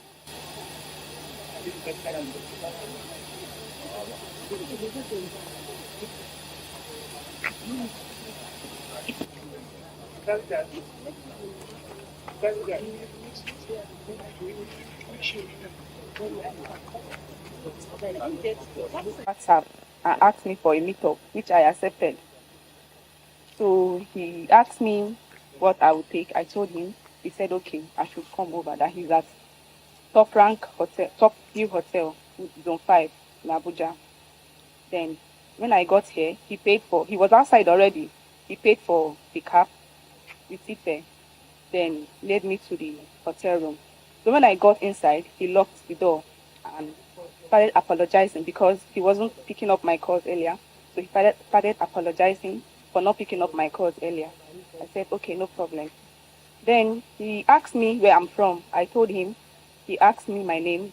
I told him again. Then he drew his chair closer to me and asked me if I'm afraid of death. I said, I can't answer that. Why would you ask me if I'm afraid of death? He said I should answer if I'm afraid of death or not. I said I can't answer that. Though I've seen death has happened to me, but I can't answer you if I'm afraid of death or not. He said if I cooperate with him, I won't get hurt like other girls. That his friend is outside with injection. If I should make any move or try to scream or do anything funny, that his friend will come inside and inject me, and it won't be funny. I got scared. Then I started pleading. I said, what do you want to do to me? Do you want to hurt me? He said he won't hurt me if I cooperate with him. Then he slapped me and asked me to remove my clothes. I was trying to go to the door. He locked the door and took the key. He said I should remove my clothes. Then I carefully removed my dress. He used my dress to tie my hand. It wasn't tightened enough. Then he used the pillowcase to tie my hands, my two hands. Then he lifted up the bed and took sellotape under the bed. When he took the sellotape, he used it to tie my hands again. Then brought out white handkerchief from his pocket. So he said I should open my mouth. I tried to scream. He increased the television volume to the last. He removed it from all the channels. It was just blank, like making noise. Then he increased the volume and said I should shut up. That his friend is not as nice as he is.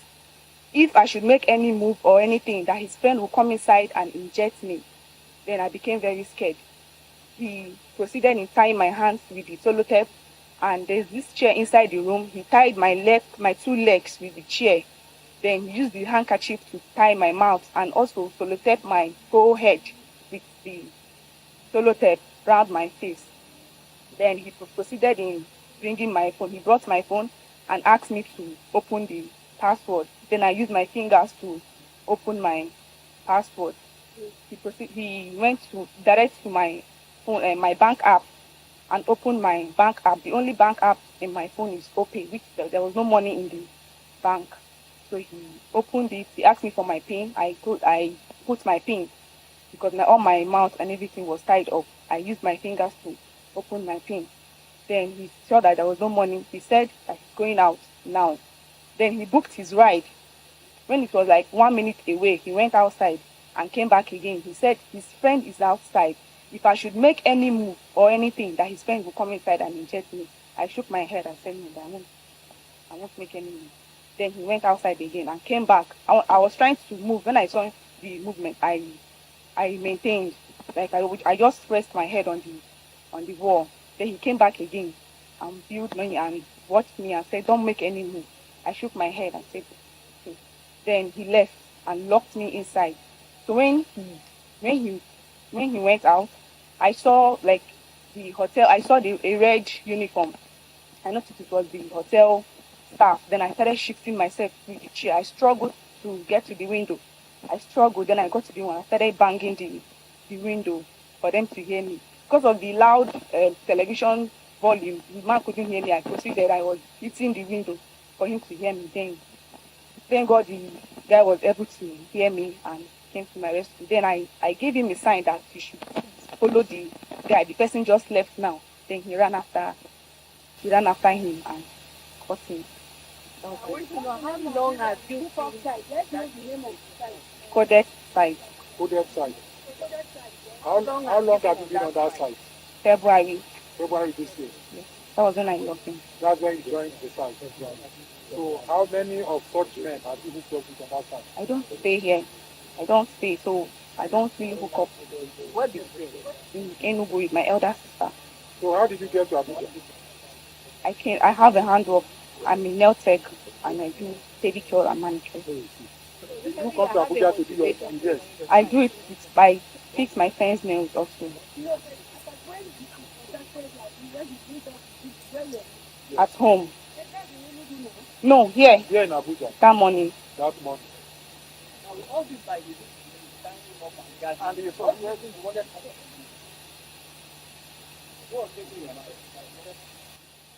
When he went through my app, what I thought maybe he wanted to take my money and my phone from my app. I didn't really know his intentions really, but when he opened my app, on my mind was maybe he wanted to rob me and take my phone.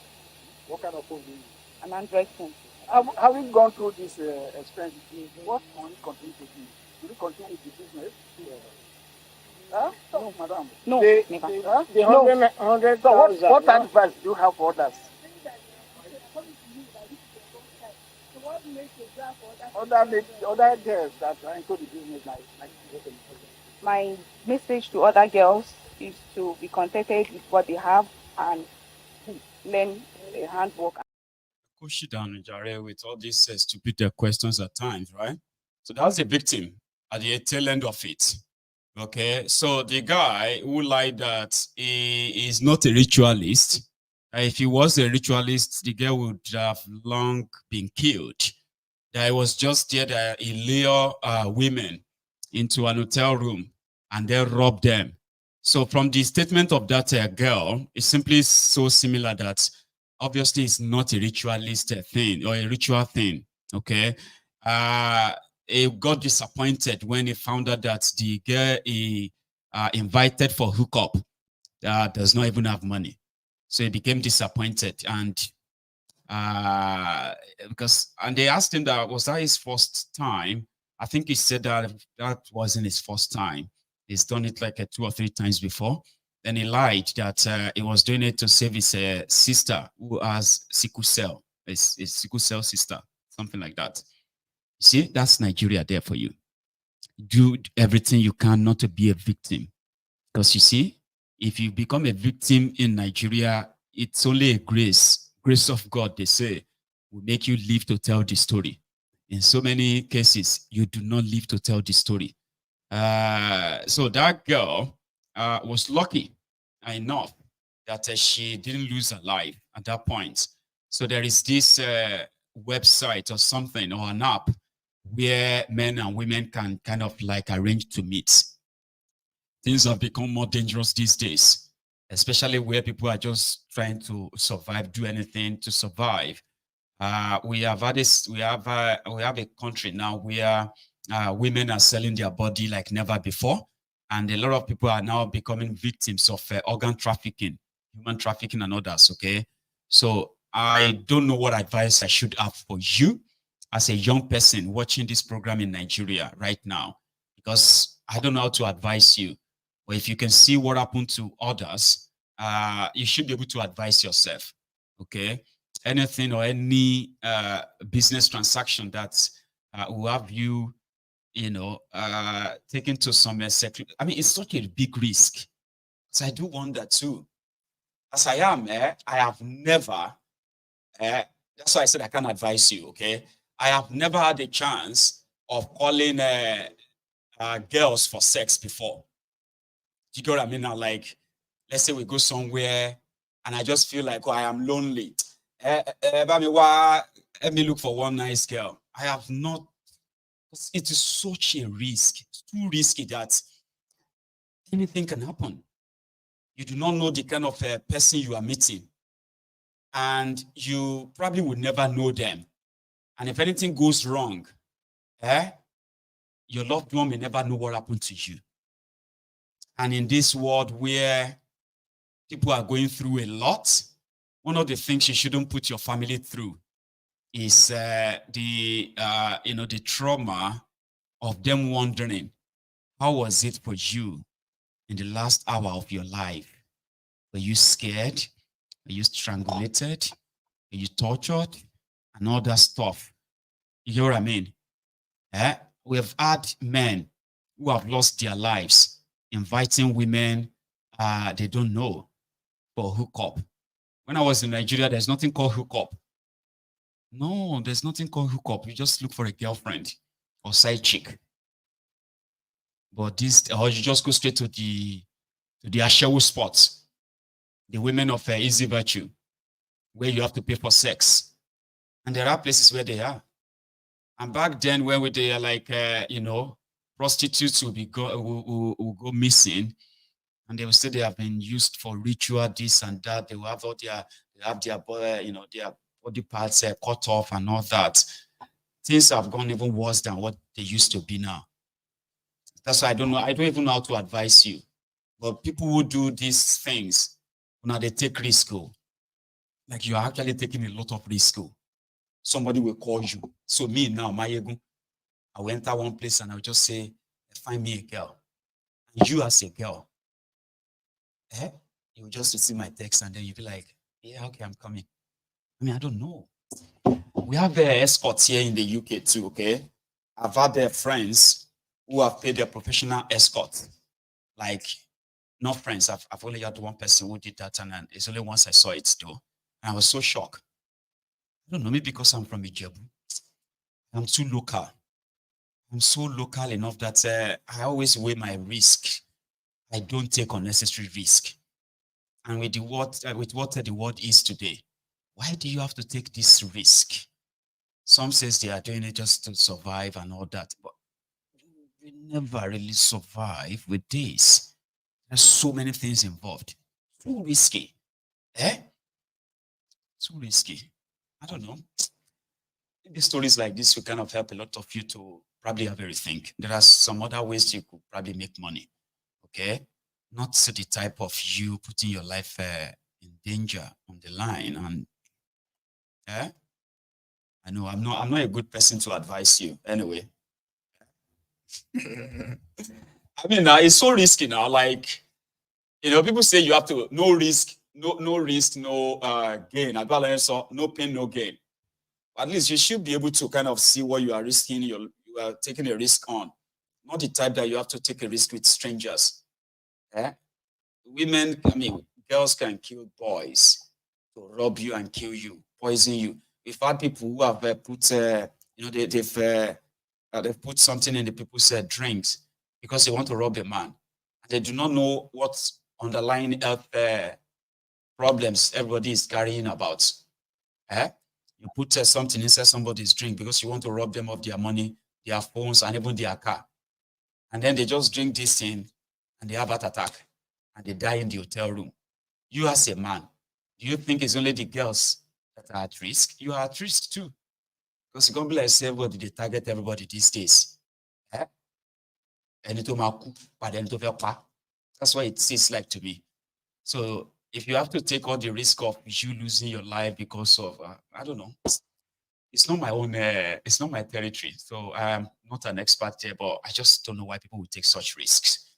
There are other things you can take risks on, and they're like easily definable. You can define them, but the risk of you ending up your body chopped apart because somebody wants to use you for this or that in that contraption. I know the frustration is so much. I know the poverty is so much. So is the greed, selfishness. And then maybe if you kind of learn contentment too, it may not be easy, but come on. You see housewives. You say because they need to take care of their family. It's because their husband. Why take such risk?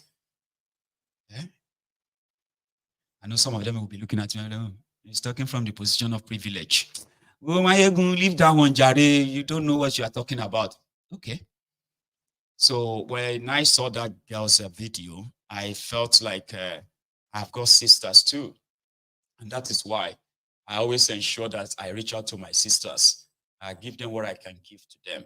So that hopefully that will be enough and they will be contented enough not to put themselves and their lives in that danger. And I will feel same towards any woman or any girl out there. It's not worth it.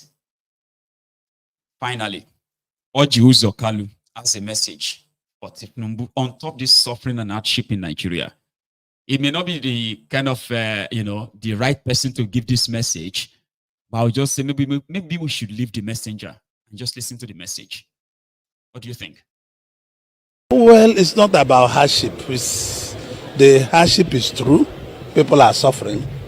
We have hundreds of thousands of workers in our group, and we have some above 10,000 workers in the entire group. we run. And we need to pay those salaries, and those salaries are important to be paid. If I fly at any time, buying fuel and maintaining the private plane takes almost $20,000. So I called our senior members in the company. I said, well, I have to also make my own sacrifice. It's not for federal government, it's for the good of our company. So I said, fly no more. Fly the commercial, go with the commercial, and save the money for restructuring of our workers, both in Nigeria and West Africa, so that everybody will feed at this time of hardship, because we feel that the reformation going on now have never happened in the last 60 years. No president, as I'm telling you, had the courage to do what President Tinubu is doing now. It's about courage. The man is very courageous in terms of courage. Possibly if I'm president, what he's doing now to reform the economy, taking everything together, I might not do it. I might come slowly, but the man is very courageous, very, very courageous. So it goes with hardship. So people, I know, even in my village and everywhere I go, the companies, everybody, there's hardship. But I appeal to federal government, I appeal to the president to know how he can bring succor quickly to people of Nigeria. He has to do something, not yesterday, today, not tomorrow, today. He must do something like yesterday, because the condition of Nigerian people is not too good. And I believe no president will want his people to suffer. No president in the world elected by people will want those people to suffer. So I believe him and his team, we are here, we are making laws. You people think we are the one holding government. We are not the one holding government. We are just, there are three arms of government, the legislature, the executive, and the judiciary. We are here making laws. We don't do any other thing than make laws. And it's that lawmaking that we live. So it is not totally out of place, but Nigeria will come out stronger. Despite the hardship in the land, how will you describe that? Well, to be honest with you, the national chairman and the national secretary are members of NWC, and including even the Senate president, they have worked so hard for it. And I believe whoever works hard in the election deserves to win. Because the election is about numbers. When you have the numbers on ground, you win. When you don't have the numbers, you don't win. So I believe INEC have declared them winner, and they deserve to win, because the most organized party and the most together, being in terms of together today, no political party is together. Though we are not a god, apparently there is no debt in your eye or your face. But in the past, people rumored your death. How did you take it? Well, I died for 5 days, I wake up. No, a joke. Listen, there was nothing wrong with me. I took permission from the Senate president about 7 days before the Senate closed. I went to US for a little studies in one of the universities. I paid for myself, not that anybody paid for me. I went to do some courses for 2 months. So I used the holiday period to do the courses in that university about democracy and the position of economy. So, and this is exactly what I did. I did not die.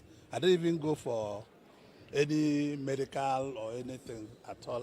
So, but I give thanks to God. If people say I've died, we thank God, we thank the people, we continue to believe they will do well and they will be able to do better. Another leg of the rumor is that about your private jet. They said that the hardship is the land and maybe not to be using it. Well, it's not about hardship. The hardship is true. People are suffering. We have hundreds of thousands of workers in our group, and we have above 10,000 workers in the entire group we run. And we need to pay those salaries, and those salaries are important to be paid. If I fly at any time, buying fuel and maintaining the private plane takes almost $20,000. So I called our senior members in the company. I said, well, I have to also make my own sacrifice. It's not for federal government, it's for the good of our company. So I said, fly no more. Fly the commercial, go with the commercial, and save the money for restructuring of our workers, both in Nigeria and West Africa, so that everybody will feed at this time of hardship, because we feel that the reformation going on. Nuisance Lele. Nuisance Lele. So that's Idris Okuneye. I got a video, right? This one is going to possibly make you feel like, oh no, Maiyegun, I have to show you, right? This is what some of the Maiduguri flood victims have to kind of share. Remember this rice they are giving to them in this Ricegeria, where you now have declare rice as your government in that contraption. This is the rice they are sharing to them in Maiduguri. Shiga shinkafan da aka kawo mana wannan shinkafa shi za mu ci. Kiga dan Allah. Wanda ko dabba mai na mai gata ba zai ci ba. Dan Allah ki gani. Dabban da dan Allah ki gani. Ka duba da Allah. Wannan shinkafan shi aka kawo mana. Kuma za a rubuta kan ana ciyar da mu. Ta rubuta yana tana cewa kan ana ciyar da mu gashi nan. Ka ci da hannuka. Shiga shinkafan da aka kawo mana. Ga wari. Wari, sami, susa ba abinda babu ki gani. Wannan kin shi ma.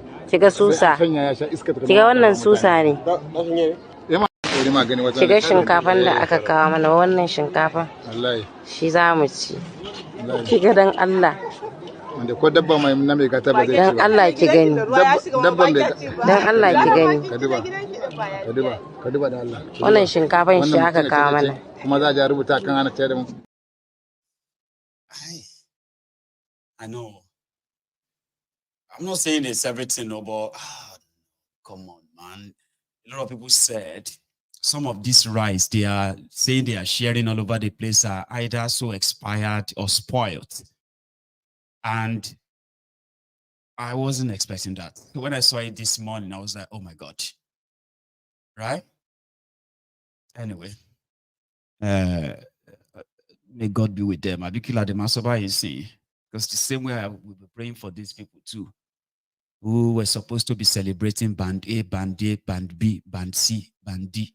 So band A is for those who are going to get a better electricity supply. But basically, they put for band A, still they protest. So.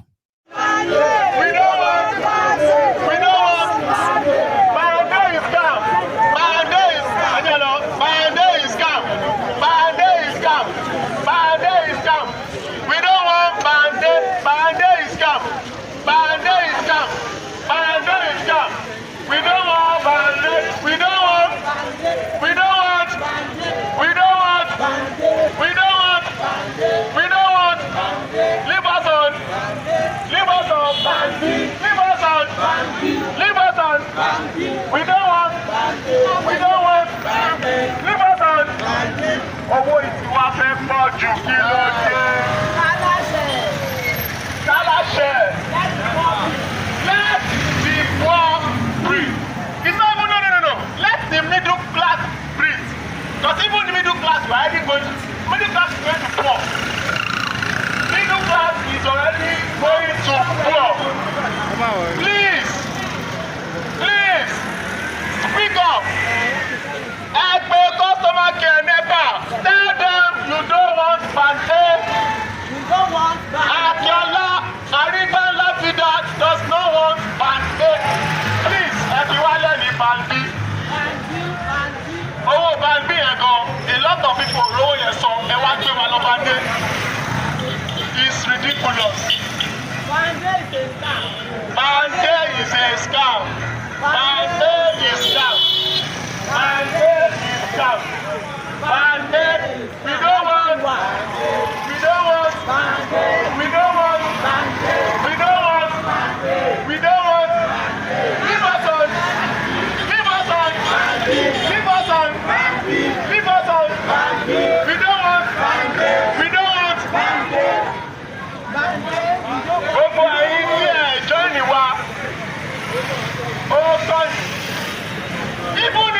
band Z. From band Z, wọ́n máa gbé lọ band A. Wọ́n máa gbé ti band B lọ band, wọ́n máa gbé band B lọ band A. Wọ́n máa gbé band C. We don't want that. Even if you don't join us, they go see carry you go band K, band Z, band this, and everybody do my collect. That was Lagos, by the way. And in the frustrated Nigeria that everybody is now more or less like mad. This guy has a message for Tifnumbu. This one. Mr. President, I am giving you 24 hours to bring down the price of fuel in Nigeria. Mr. President, I am giving you 24 hours to bring down the price of fuel to 200 Naira in Nigeria. If you did not bring down the price of fuel to 200, me and my boys will be coming to your house to destroy everything you own. I am speaking to Mr. President Tinubu. I give you 24 hours. 24 hours to bring down the price of fuel to 200. The great youth of Nigeria. Great. Great. Great. Great. Great. Great. Great. Great. Great. Greatest, Yo. Because by the time they gather them now, book handcuffs and all of that, we'll go see it on social media as well. Everybody done the craze for that place, right? And let me go and get myself ready for the evening. So thank you so much, everyone, for your time. I am going to see you later. And if you don't see me this evening, just make sure that if you miss any of what we had yesterday, it will be your chance to rewatch that after this program. So replay from yesterday, including the appearance of Mazi Nnamdi Kanu in court yesterday. All of that will pop up after this broadcast now. So thank you. Enjoy the rest of your afternoon or the rest of your morning.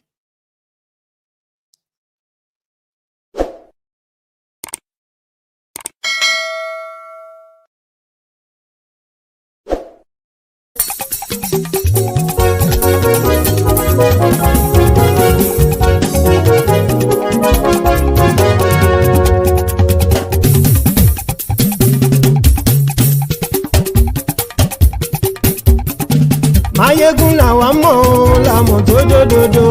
Maiyegun dayari Nayibi #1. Maiyegun làwa mọ̀ làmọ̀ tó dòdòdò. Maiyegun dayari Nayibi #1. Maiyegun ti dé o ọ̀rẹ́ ara ìlú. Maiyegun dayari Nayibi #1. Lórí Facebook, lórí YouTube. Maiyegun dayari Nayibi #1. Gbogbo bó ṣe ń lọ ni Maiyegun já wa sí. Maiyegun dayari Nayibi #1. Àṣírí ọ̀jẹ̀lú kì í bò níbẹ̀ o. Maiyegun dayari Nayibi #1. Bó bá ṣe eré àní Maiyegun máa wí. Maiyegun dayari Nayibi #1. Ó sì tún ṣe eré wàá gbọ́ níbẹ̀ o. Maiyegun dayari Nayibi #1. Maiyegun dayari politico. Maiyegun dayari Nayibi #1. Godfatherism kò sí lọ́rọ̀ Maiyegun. Maiyegun dayari Nayibi #1. Ẹ farabalẹ̀ sẹ́ o kẹgọ́rọ̀ lẹ́nu o. Maiyegun dayari Nayibi #1. Àní Maiyegun làwa mọ̀ tó dòdòdò. Maiyegun dayari Nayibi #1.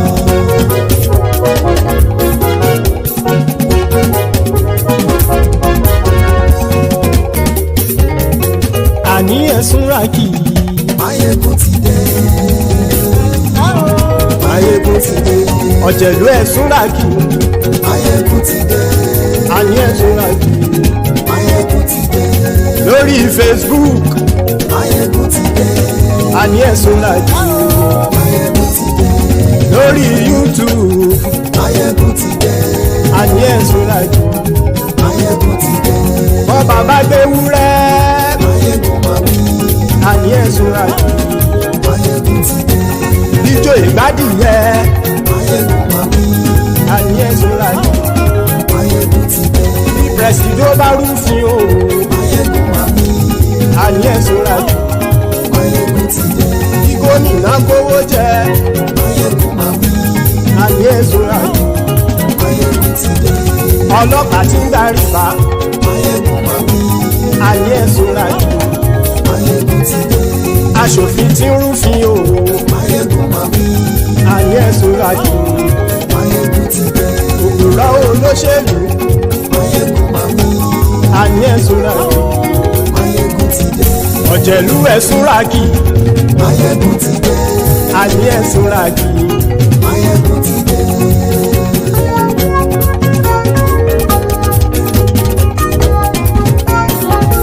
Maiyegun ti dé. Gbogbo ọ̀jẹ̀lú ẹ̀sùn rájì. Maiyegun ti dé. Gbogbo ọ̀jẹ̀lú ẹ̀sùn rájì. Ṣùgbọ́n ní bá ti ṣe èyí tó yẹ kí wọ́n ṣe, ọmọ bá dèrò ní fi wọ́n níran o. Maiyegun ti dé. Gbogbo ọ̀jẹ̀lú ẹ̀sùn rájì. Maiyegun ti dé. Gbogbo ọ̀jẹ̀lú ẹ̀sùn rájì. Ṣùgbọ́n ní bá ti ṣe èyí tó yẹ kí wọ́n ṣe, ọmọ bá dèrò ní fi wọ́n níran. Wọ́n fowó bẹ́ẹ̀ o, Maiyegun ó sọ pé wọ́n ò bẹ́ẹ̀. Wọ́n fowó bẹ́ẹ̀, Maiyegun ó sọ pé wọ́n ò bẹ́ẹ̀. Oníkan ṣáàtì ṣe èyí tó yẹ kí wọ́n ṣe, fáwọn ará ìlú tó gbé wọn débẹ̀ o. Maiyegun ti dé. Gbogbo ọ̀jẹ̀lú ẹ̀sùn rájì. Maiyegun ti dé. Gbogbo ọ̀jẹ̀lú ẹ̀sùn rájì. Ṣùgbọ́n ní má ti ṣe yìí tó yẹ kí wọ́n ṣe, ọmọ bá dẹ́rọ̀ ò ní fi wọ́n níran. Kì máa yí ṣeré, ọ̀rọ̀ yìí kì í ṣẹ̀fẹ̀. Kì máa yí ṣeré, ọ̀rọ̀ yìí kì í ṣẹ̀fẹ̀. Ẹni bá ti lè lẹ́bọ̀ lẹ́rù o, ọmọ bá dèrò kàṣà ìtú wọn síta. Maiyegun ti dé. Gbogbo ọ̀jẹ̀lú ẹ̀sùn rájì. Maiyegun ti dé.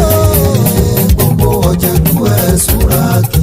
Ṣùgbọ́n ní bá ti ṣe yìí tó yẹ kí wọ́n ṣe, ọmọ bá dẹ́rọ̀ ò ní fi wọ́n níran.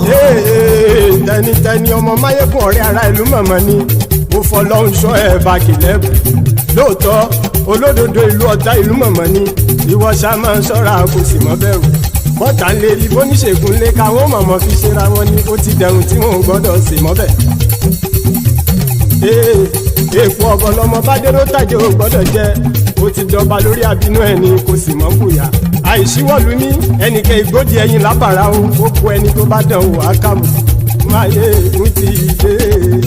Gbogbo ọ̀jẹ̀lú ẹ̀sùn rájì. Maiyegun ti dé. Gbogbo ọ̀jẹ̀lú ẹ̀sùn rájì o. Ẹni bá ti ṣe èyí tó yẹ kí wọ́n ṣe, ọmọ bá dèrò ní fi wọ́n níran o. Maiyegun ti dé. Gbogbo ọ̀jẹ̀lú ẹ̀sùn rájì. Maiyegun ti dé. Gbogbo ọ̀jẹ̀lú ẹ̀sùn rájì. Ṣùgbọ́n ní bá ti ṣe yìí tó yẹ kí wọ́n ṣe, ọmọ bá dẹ́rọ̀ ò ní fi wọ́n níran.